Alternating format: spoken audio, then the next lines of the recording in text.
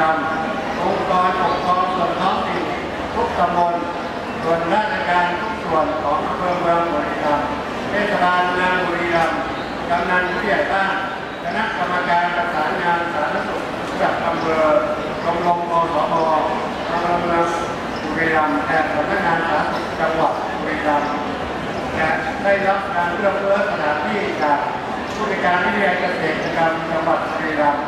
โดยใช้งบประมาณจากการสาธารณสุขพื้นฐานทางองค์กรปกครองส่วนท้องถิ่นทุกเทศบาลทุกตำบลในการดำเนินกิจกรรมครั้งนี้หมู่บ้านแต่ชุมชนละ 1,000 บาทในโอกาสนี้ผมขอกราบเรียนท่านประธานได้กรุณา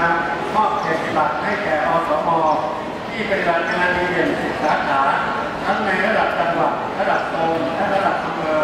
และมอบเกียรติยศชูเกียรติสำหรับอสม.ที่เป็นบัตรงาน10 ปี 20 ปีและ30 ปี